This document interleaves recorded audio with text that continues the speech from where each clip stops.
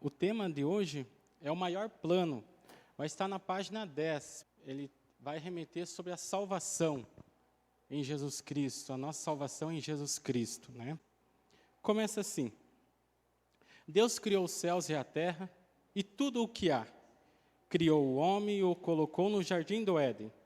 Lá tudo era harmonia e comunhão, que existia entre Deus e o homem. Era perfeita. A vontade de Deus era que o homem vivesse eternamente neste paraíso, porque foi criado para ser imortal.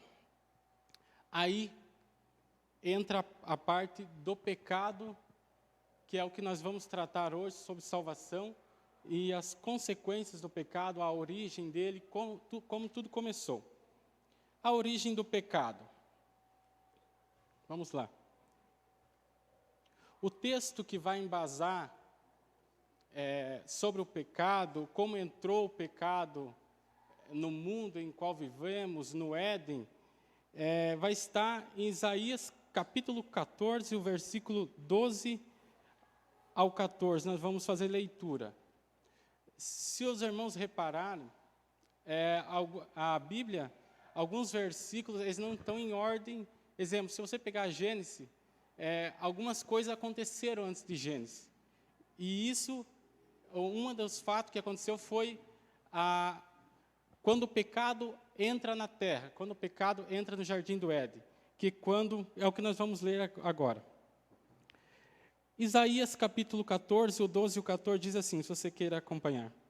Como você caiu do céu, ó estrela da manhã, filho da alvorada, como foi tirado à terra, você que derrubava as nações, você que dizia no seu coração, subirei aos céus, erguerei o meu trono acima das estrelas de Deus, e eu me assentarei no monte da Assembleia, no ponto mais elevado santo, ou seja, o lugar mais alto pertence a Deus, mas alguém, ou seja, Satanás, que até então ele era um anjo de luz, que estava com Deus, que servia junto a Deus, ele tem essa ambição no seu coração de querer tomar esse lugar, ou seja, querer habitar aonde só Deus pode habitar.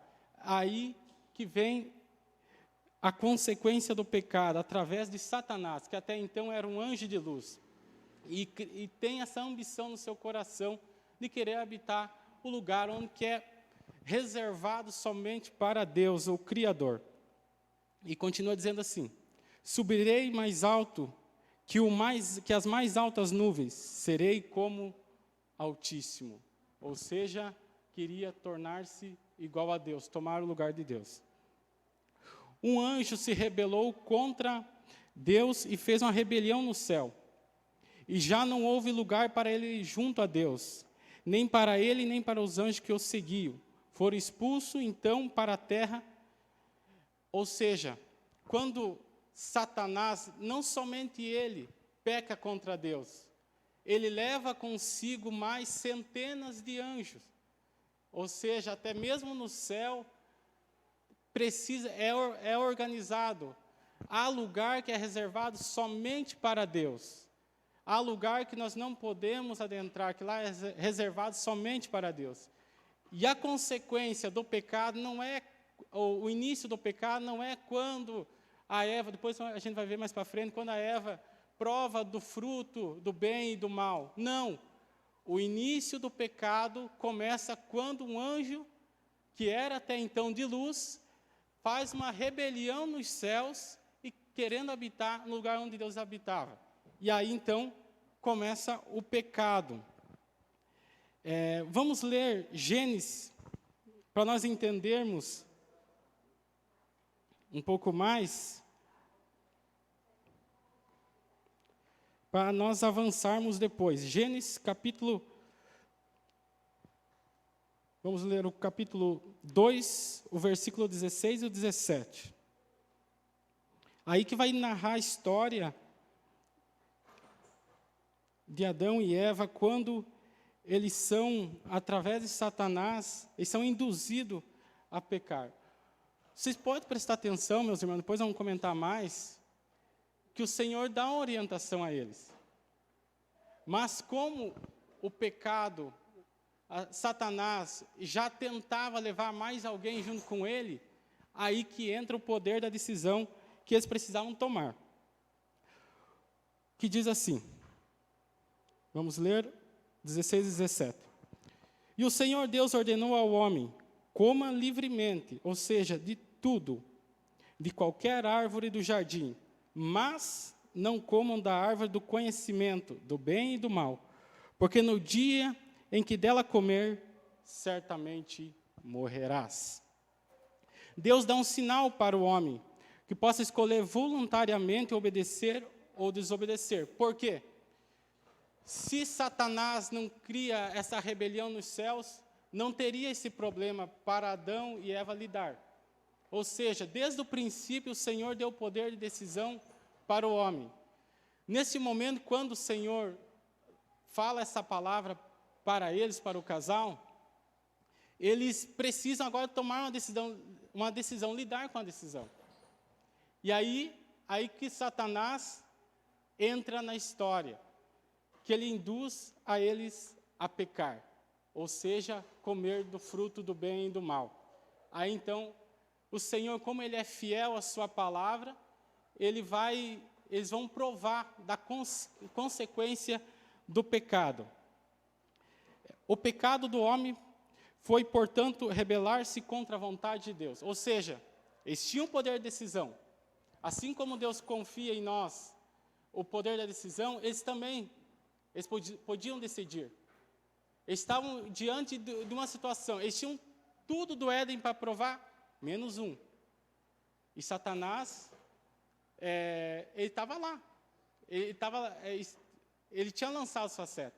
Agora cabia a eles decidir o que decisão eles tomariam. Queridos, tem situação em que você precisa decidir, ou se você posiciona-se com Deus, ou prova dos manjares do mal. Vamos então para as consequências do pecado e da desobediência do homem. Toda ação que nós tomamos, ela tem uma reação positiva ou negativa. E com Deus, como Ele é fiel à sua palavra, também tem as suas consequências. Primeiro, morte espiritual. Vamos lá. Uma das primeiras uma das primeiras consequências que o ser humano prova a partir do momento que ele não cumpre com a vontade de Deus, com o querer, é provar da morte espiritual. É aquela pessoa, assim como Adão e Eva conhecia Deus, é aquela pessoa que conhece a Deus, mas a partir do momento que ela toma a decisão de ouvir a voz do mundo, ou seja, ouvir a voz de Satanás, ele prova da morte espiritual. Ou seja, ele não tem mais aquele prazer de estar na casa do Senhor, de habitar aonde agrada ao Senhor. Para ele está tudo bem. Para ele está tudo bem se ele está na casa do Senhor, se ele está provando os manjares do mundo.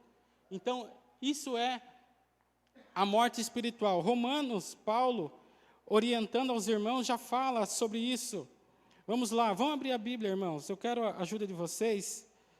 E quem achar Romanos 6 e 23 pode fazer leitura. Eu gosto da participação de vocês. Romanos 6 e 23, o que diz lá?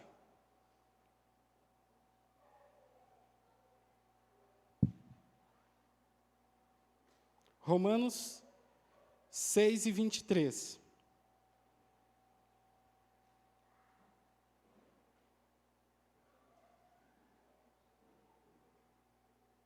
Alguém para fazer leitura? Não? Vamos lá. Paulo escrevendo: pois o salário do pecado é a morte, mas o dom gratuito de Deus é a vida eterna em Cristo Jesus, o nosso Salvador. Ou seja, a consequência do pecado, quando nós não trilhamos seguir a Cristo, você vai colher a morte espiritual. Você vai provar a morte espiritual. a partir do momento que você decide não caminhar com Deus. A partir do momento que você conhece a Deus e não tem mais aquela fé constante, aquela que lhe faz crescer, estar próxima de Deus, você vai provar da morte espiritual. E aí que nós, como cristãos, precisamos ter esse cuidado. Que muitas pessoas, Paulo já vai falar, agora não estou lembrando o capítulo, que vai falar que muitas pessoas estão mortas espirituais dentro de templos. Ou seja, você pode habitar templos, você pode habitar em comunidade, mas a sua consciência já não detecta mais o que é pecado e o que não é. Isso é a morte espiritual. Morte física. O ser humano, ele era para viver com Deus eternamente no Jardim do Éden. Mas a partir do momento que ele toma essa decisão, uma das consequências também é a morte física. Vamos para a Bíblia. Gênesis, vamos lá.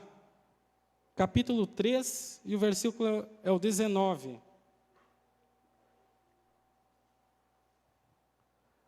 Aí já o Senhor, já lendo para eles a cartilha, como seria a partir do momento que eles tomam a decisão. Olha o que o Senhor diz a ele. Com o suor do seu rosto, você comerá o seu pão, até que volte à terra. Quando a Bíblia fala até que voltem à terra, ele está se referindo, ou seja, quando esse corpo nós tombar aqui na terra, é a morte. Então, quando ele está falando voltar-se à terra, porque na criação, nós, seres humanos, fomos criados do pó. Aí o Senhor fala, do pó da terra voltareis. Então, eles provariam e provarão da morte física, visto que dela foi tirado, porque você é pó e ao pó voltará. Separação de Deus. Isso é muito perigoso. Isaías capítulo 59. A Bíblia vai falar que o que nos separava antes de nós conhecermos a Deus era o pecado. Mas eu vou ler aqui.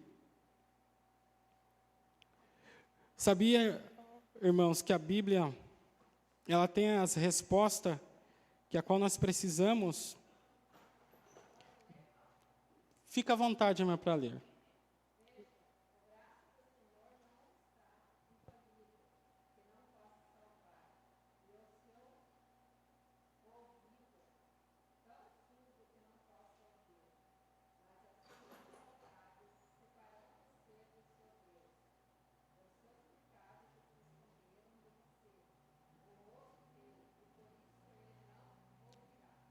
É isso aí. O profeta Isaías está falando ao povo de Israel.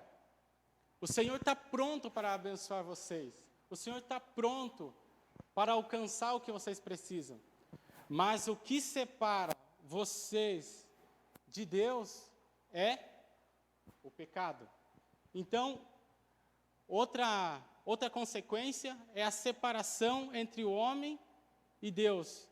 Porque a Bíblia fala, Deus, Ele, na sua infinita misericórdia, na sua graça infinita, Ele está pronto para salvar a todos.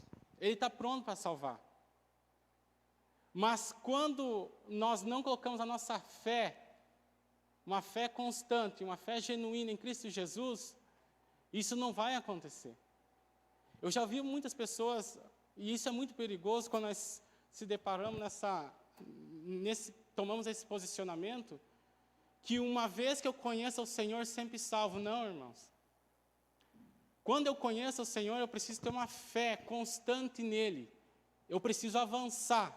Eu preciso caminhar em direção a Ele. Eu não posso, exemplo, eu conhecia o Senhor Jesus na minha juventude e agora eu já conheço o Senhor e a partir de agora eu curtirei a minha vida e o dia que o Senhor, que a minha vida findar aqui na terra, eu estarei com Ele. Ou no arrebatamento eu estarei com Ele. Não. Nós precisamos construir uma fé no Senhor Jesus. O que nos salva são dois fundamentos. a graça do Senhor Jesus e a nossa fé nele. O Senhor está pronto para salvar, mas em contrapartida, o ser humano, ele precisa ter um posicionamento, que é a fé. É por isso que, como você pode provar isso? Eu gosto muito das palavras de Paulo, quando está findando o seu ministério, e ele está orientando Timóteo, e ele fala assim, ó, um versículo que todos conhecem: combati o bom combate. Encerrei a minha carreira, combati o bom combate, encerrei a minha carreira e guardei a... Ele poderia ser um homem que tinha ganhado milhares de almas. E se ele não cuidasse da sua fé no fim? O que seria dele? Sabe? Então, o que nos faz, o que fará nós sermos salvos no fim, é a nossa fé no Senhor Jesus. É a nossa fé. As obras que nós praticamos são a consequência da nossa fé em Jesus Cristo. Se eu creio no Senhor Jesus, se eu tenho uma fé constante nele, automaticamente eu vou desenvolver os dons aqui na terra. É impossível. E é impossível agradar a Deus. Sabe? Vamos avançar. Parte 4 da consequência do pecado. Nossa, está findando já o tempo, irmãos. 1 João, lá no fim, 1 João 3, a parte A do versículo 8, que diz assim, ó, aquele que pratica o pecado é do diabo, porque o diabo vem pecando desde o princípio.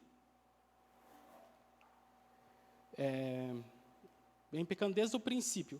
Para isso o Filho de Deus se manifestou. Ou seja, quando eu pratico o pecado conscientemente, é por isso que João, ele fala, filhinhos, não pequeis, mas se pecar, vocês terão um advogado que é o Senhor Jesus Cristo. Ou seja, faça de tudo para não pecar, porque quem peca conscientemente, João está dizendo, é do diabo. Eu estou concordando com as obras de Satanás. E como que eu sei o que é pecado e o que não é? A partir do momento que eu aceito a Jesus Cristo como meu Senhor e Salvador, e começo a caminhar com Ele, eu começo a ler as Escrituras em oração, a praticar, o Espírito Santo vai dando discernimento, e muitas coisas que estão ali, você sabe que é pecado, sabe? Você sabe que, exemplo, que roubar é pecado. Poxa, todo mundo sabe, porque a lei do homem é a lei de Deus. E quando eu ultrapasso essa barreira, eu estou pecando, tanto na lei do homem, quanto na do eterno, de Deus. Vamos lá. E o que nós temos com isso? É fácil perceber a situação de Adão e Eva. Eles realmente precisavam de um Salvador. Mas com que isso tem a ver com cada um de nós de hoje? Romanos 5 diz assim, como os descendentes de Adão, todos passamos a ter em nós a semente do mal e do pecado. Ou seja, nós fomos concebidos em pecado, porque nós somos descendente de Adão e de Eva. Então, a partir desse momento, quando eu conheço a Jesus Cristo, eu preciso tomar uma decisão. Não basta eu nascer em um lar cristão. Eu conto uma experiência rapidinho, em 1 minuto. Eu nasci em um lar cristão, mas chegou um momento da minha vida, quando eu tive o entendimento de aceitar Jesus como o meu único e suficiente Salvador. A partir do momento que eu entendi que eu precisava de um Salvador, eu preciso tomar essa decisão. Mesmo que você que conheceu a Jesus Cristo ontem, hoje, você precisa tomar uma decisão. Sabe? Então, quando você toma essa decisão, você está livre da culpa. Quando você começa a praticar as Escrituras, o que agrada ao Senhor, a sua fé começa a ser constante, não aquela fé emocional, porque a Bíblia fala que tem a fé fingida. sabe? Tem a fé fingida. Aquela fé emocional que você tem somente no domingo à noite. Isso não é fé. Mas a fé constante, quando você está no dia a dia, você pratica, essa é uma fé genuína que agrada ao Senhor. Isso é o que separa do pecado e faz nos aproximarmos do Senhor. E quanto mais nós caminhamos em direção a Ele, quanto mais nós caminhamos nos aprofundando na Sua palavra, mais certeza nós temos que o caminho que nós estamos é do Senhor Jesus. Vamos lá. Deus estabeleceu um plano para redimir o homem. Ou seja, entra o pecado, tem as suas consequências, agora o Senhor, como Ele é misericordioso, em graça, Ele já tem um plano para o homem. Deus tem um plano de amor para a vida do homem. E não deixaria para sempre nessa situação. Vamos avançar um pouco, irmãos. Vamos para João, capítulo 1, versículo 29. É o Evangelho já, irmãos. Depois de Lucas. Vamos lá. Que diz assim, 29. Eu vou ler com os irmãos. No dia seguinte, João viu Jesus aproximar-se e disse: Vejam, o Cordeiro de Deus que tira o pecado do mundo. Até então, no período sacerdotal, os sacerdotes faziam expiação, tanto para louvor a Deus, como para remissão dos pecados. Isso poderia salvar o homem? Sim, aquele que de coração o praticava. Mas chegou um momento que as pessoas iam oferecer sacrifício. Não era mais para a remissão dos seus pecados, mas sim por vanglória, para levar um melhor animal para sacrifício. E aí então o Senhor Jesus, isso começa a cheirar mal nas narinas do Senhor, isso começa a cheirar mal. E então, como o Senhor, Ele ama a sua criação, Ele tem um plano, somente para a remissão, de uma vez por todas, do pecado da humanidade. Eu preciso reconectar, acima de perdoar nossos pecados, ele precisa reconectar o homem de Deus. Ele precisa reconectar. O homem andava distante de Deus. A lei já não servia mais para eles, já levavam na brincadeira. Isso já não era mais, eles não tinham mais como santo diante deles. Então isso começa a cheirar mal às narinas do Senhor. Aí vem o plano da remissão dos pecados, uma vez por todas. O Senhor Jesus, Ele morre na cruz do Calvário, que precisava ser um cordeiro sem mancha, precisava ser alguém que não tinha pecado. Aí sim, o Senhor Jesus se dispôs morrer na cruz, padecer por nós, para a remissão dos pecados. Porém, mesmo assim o homem precisa ter a sua participação, que é a sua fé em Jesus Cristo. Não basta apenas Jesus Cristo morrer para nos salvar. Nós precisamos ter a iniciativa. O Senhor Jesus, Ele tem um plano. O Senhor Jesus, Ele tem a graça para nos alcançar. Mas em contrapartida, o ser humano precisa querer. O Senhor Jesus, Ele não chega, você vai ser salvo e acabou. Não. Nós precisamos, se queremos sermos salvos, nos aproximar-se dEle cada vez mais. Não apenas conhecer por conhecer, mas aquela fé de cada dia mais estar mais próximo dEle e cumprir o seu querer, seu propósito. João 13,16, um dos versículos mais conhecidos dos leitores. E Ele entregou seu Filho, e o Filho se entregou não aos homens, mas se entregou para a remissão dos homens. Ele se entrega, então, tomando forma de homem, e vir à terra para abrir o caminho para nos aproximar de Deus. O homem andava desgarrado, irmãos.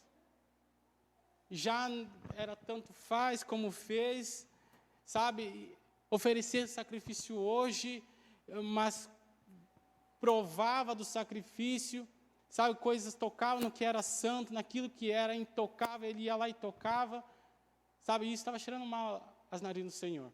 E aí, Deus tem um plano de remissão dos pecados. Vamos lá. Romanos 6 e 23, para nós encerrarmos, que já passou, irmãos, dó.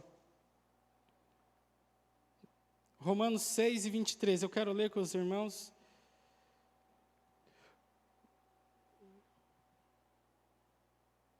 Romanos, a salvação é um dom gratuito por meio do Senhor Jesus Cristo.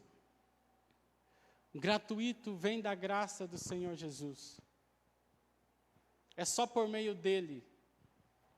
O tanto que eu faço aqui na terra não significa que eu serei salvo, mas o quanto eu me entrego a ele, quando eu decido no meu coração, no meu interior, a segui-lo, assim como Paulo, que não se importa com a consequência, que se terá lucro ou não, ele quer estar com Cristo. Por isso que ele fala, combati o bom combate. E olha, irmãos, foi um dos apóstolos, um dos discípulos que mais padeceu, porque ele era um perseguidor, agora ele se torna um perseguido. Ele se torna um perseguido, porque ele defende esse evangelho. E quanto mais ele fala do evangelho para as pessoas, mais ele quer falar, não importando se seria preso, seria chicoteado, não. Quando o amor de Deus, quando nós temos a certeza que o Senhor Jesus Cristo, na pessoa do Espírito Santo, está em nós, e nós estamos no seu caminho, nós não nos importamos com a consequência que teremos por proclamar o Evangelho. Há uma chama que arde aos nossos corações, que nós precisamos levar, compartilhar. E se a graça me alcançou, por que no meu irmão ela não pode alcançar? Eu preciso compartilhar com ele. E nós estamos reunidos aqui, porque a graça nos alcançou. Nos alcançou e a nossa fé em Jesus Cristo fará que um dia nós estaremos com Ele. Essa é a certeza. Não importando o que você vai passar daqui para frente em defender esse Evangelho e anunciar esse Evangelho. Porque o Evangelho me alcançou, agora eu não posso ser omisso, me abster-se de anunciar aquilo que o Senhor Jesus colocou no meu coração. Mas com muita responsabilidade, eu preciso anunciar esse Evangelho. Com muita responsabilidade, que o Evangelho de Cristo, que ele é poder que liberta, mas precisa que o homem esteja de coração aberto para render-se a Deus e fugir-se do pecado. Outra situação que eu queria comentar com os irmãos, muitas pessoas falam, eu preciso esquecer daquele pecado que eu cometia para vir para Cristo. Não, você nunca vai esquecer. Você precisa lutar todos os dias contra aquilo que você praticava. É uma luta constante. Se nós queremos agradar ao Senhor, precisamos lutarmos contra o pecado, porque imagina, irmãos, se no princípio, assim que Satanás, ele é deposto dos céus e juntamente com os seus anjos, ele já tem a atitude de tentar enganar o homem e o homem cai. Então, nós precisamos lutar todos os dias, nós temos essa decisão para tomar. A salvação, ela é gratuita, ela vem do Senhor, mas em contrapartida nós precisamos ter fé. Ter a fé, uma fé firmada em Jesus Cristo, que fará que um dia nós estaremos com Ele. Amém? João 1:12. Que diz assim: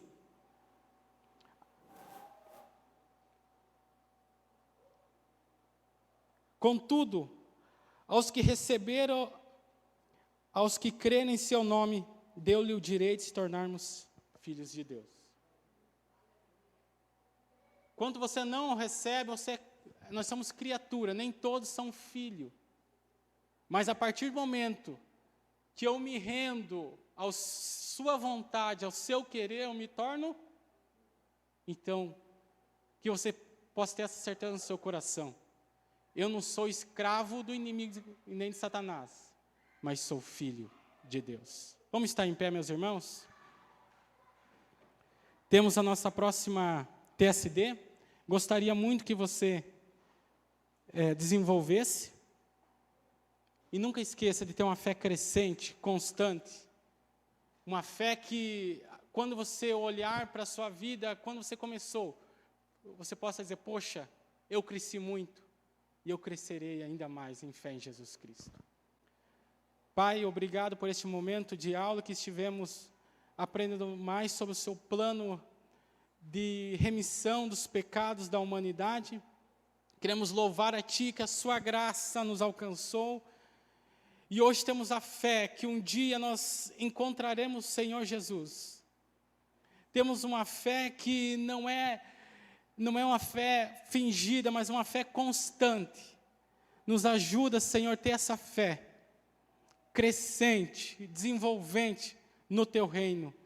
Que possamos compartilhar mais e mais do que o Senhor fez em nós e através de nós. E que muitas pessoas sejam alcançadas para estar contigo.